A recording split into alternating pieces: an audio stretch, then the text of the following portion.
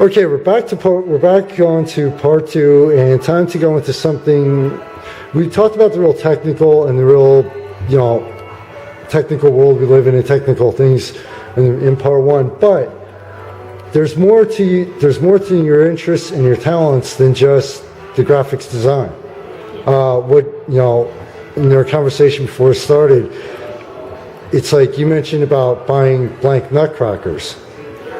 And it's like, okay, there's a lot more to the artistic side to you. That just told me there's a lot more interest, a lot more to the artistic side of you than just the digital and the graphics design. So what other types of art do you enjoy doing, or that you're really interested in?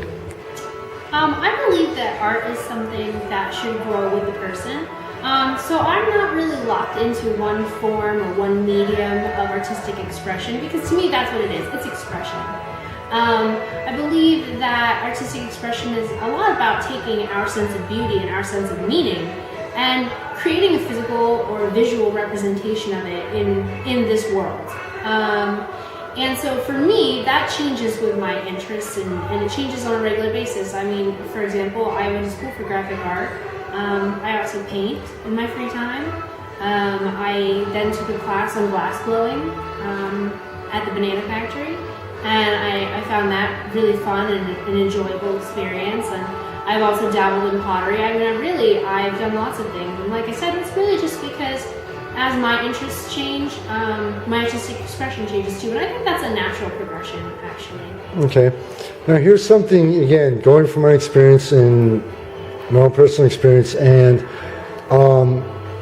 this also goes to part of the final question I told you about, the advice to other artists out there and people in general, where some other authors I've talked to, myself, some people, like for a lot of people, it's like sometimes you get that creative wall or writer's block, whatever medium you're using, and it helps if you actually have more than one project going on. Not too many, but you have different projects going on, because it's like you hit that creative wall or that creative burnout in one, you jump to another, and all of a sudden you go back to that first one.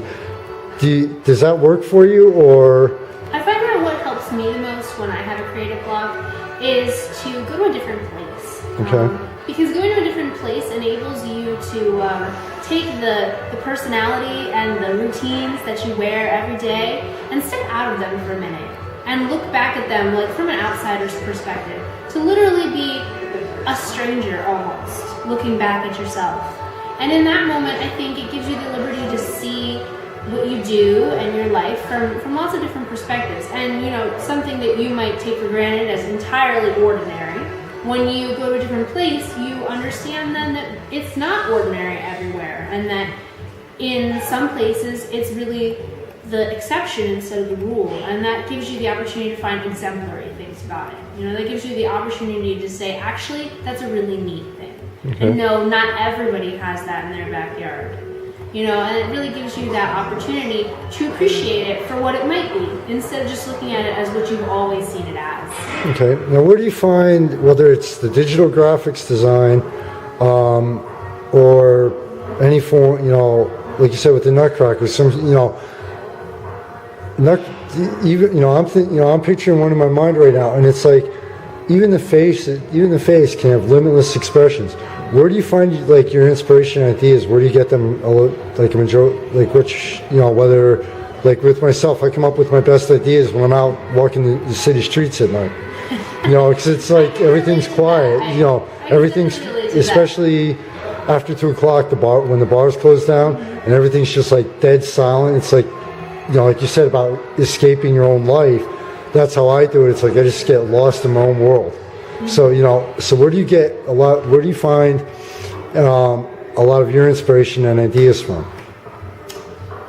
Well, I'd like to say that, like you, I also go for walks a lot when I'm trying to think, to help me get into the zone, I guess, if that's how you want to refer to it. To help me get into that place, I think it requires you to block out distractions, and I think people get confused sometimes when they think that means to turn everything off and hide from people. Yeah. And that's not really what it means. It does mean you need to stop interacting with people though and interact with yourself, which I think is important to say. Some people have an issue with that. Yeah. You have to look into yourself and dig deep out of there instead of just talking to other people.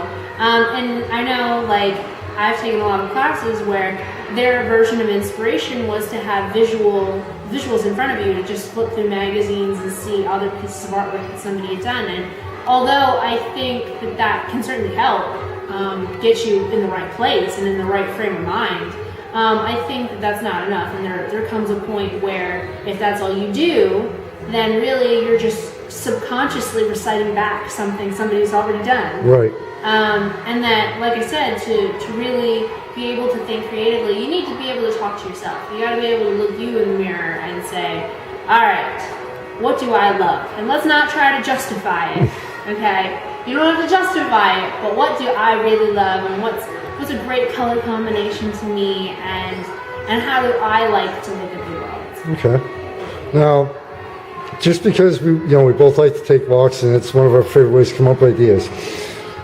Are you smart when you go out for the walks? Are you smart about it, or are you stupid? Because I'll fully admit, when they say about texting and driving and everything, even if I'm not on my phone, even if I don't have the headphones on, I cannot tell you the amount of the times that I just get so lost in the ideas I have. A vehicle's turning and I'm literally come like 2 feet away from walking into a moving vehicle. Do you ever get like that, or?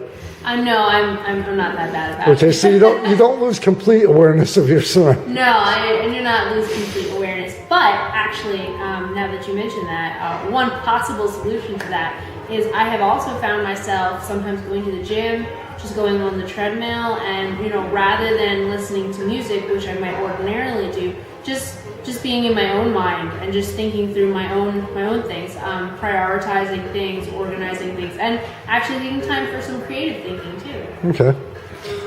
Yeah, like I said, I just had to throw that in because it's, it sounds funny, but it's actually serious because, like I said, the amount of times literally, it could, even if it's during the day, it's like I'll just come up with them an idea from a magazine or something, and it's like, next thing you know, I'm late, and all of a sudden it's like, they don't beep the horn, but all of a sudden I'm like, oh shit, that was 2 feet away from walking into the side of a minivan. Yeah. So yeah, just a heads up to everybody, it's a great thing to do, just like everything else, be safe and smart about it. And if you see him out there, don't run over him.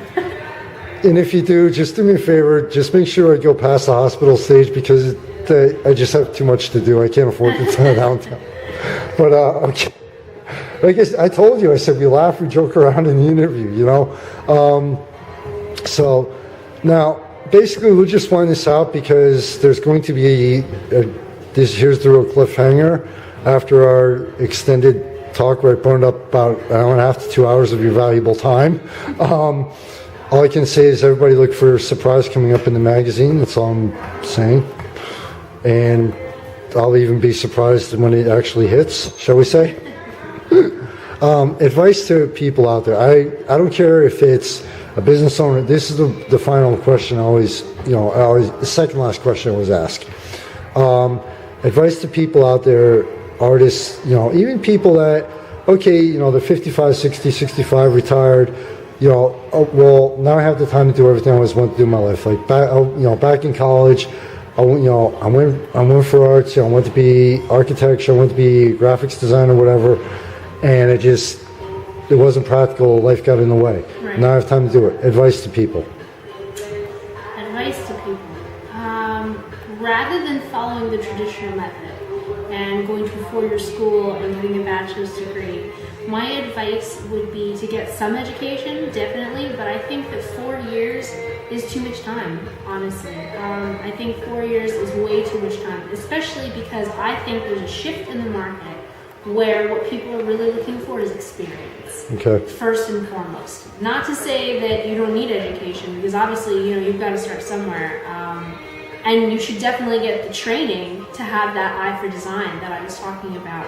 But I would consider associate's degrees. I would also, especially if you have an idea about, a really specific idea about what you want to do, there are programs out there that specifically teach people how to get training in children's book illustration.